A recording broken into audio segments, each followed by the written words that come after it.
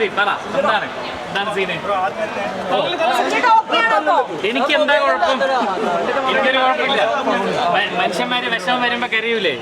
അങ്ങനെ കരഞ്ഞു, വിഷമം പോയി. ഒരു പോസ്റ്റാണ് അതിനോട് ഞങ്ങൾ ആവെന്ന് പറഞ്ഞ അല്ല, അത് വേറെ കോൺടെസ്റ്റിൽ പറഞ്ഞാണ്. അങ്ങനെ അതും ഇതുമായിട്ട് യാതൊരു ബന്ധമില്ല. അത് വേറൊരു കോൺടെസ്റ്റിൽ പറഞ്ഞാണ്. അത് ഇതുമായിട്ട് യാതൊരു ബന്ധമില്ല. ശരിക്കും ബിഗ് ബോസിൽ സിബിചേട്ടൻ വന്നതിന് ശേഷമാണ് കളി മാറിയെന്ന് പ്രേക്ഷകർ ഇപ്പോഴും പറയുന്നുണ്ട്. അപ്പൊ ഈ കളി മാറിയ സമയത്ത് ഈ പുറത്തേക്ക് പോകുന്നത് ഞാൻ പറയട്ടെ, ഞാൻ പുറത്തേക്ക് പോകുക എന്നുള്ളത് എൻ്റെ തീരുമാനമല്ല. ഞാൻ ഇപ്പോഴേ പറയാം, പുറത്തേക്ക് പോകുക എന്നുള്ളത് എൻ്റെ തീരുമാനമല്ല. അതിനെക്കുറിച്ച് കൂടുതലായിട്ടുള്ള കാര്യങ്ങൾ നമുക്ക് പിന്നെ ഡിസ്കസ് ചെയ്യാം. ഞാൻ എന്തായാലും പുറത്ത് പോകണമെന്ന് ഒരിടത്തും ആരോടും ആവശ്യപ്പെട്ടില്ല. ആ വീട്ടിൻ്റെ പുറത്തേക്ക് വരണം എന്നുള്ളത്, നമ്മൾ ഇമോഷണലി ഡൗൺ അല്ലേ? നമ്മൾ ഇമോഷണലി ഡൗൺ ആയിരിക്കുമ്പോൾ നമ്മുടെ ഇമോഷൻസ് കൺട്രോൾ ചെയ്യുക.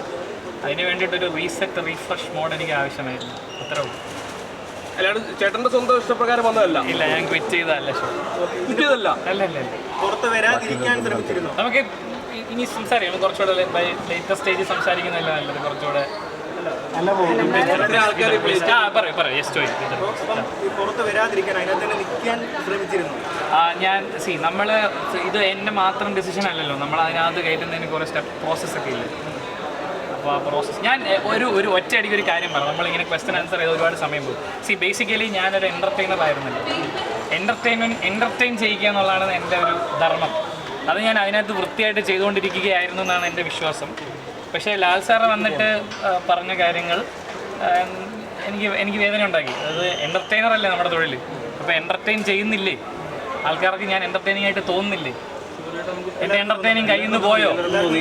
അപ്പോൾ അങ്ങനെ തോന്നിയപ്പോൾ ഒരു എൻ്റർടൈനർ അല്ലെങ്കിൽ പിന്നെ എന്തിന് ഞാൻ അതിനകത്ത് നിൽക്കണം എന്നുള്ള ആ മൊമെൻറ്റിൽ എനിക്ക് തോന്നി, ആ ഒരു നിമിഷം.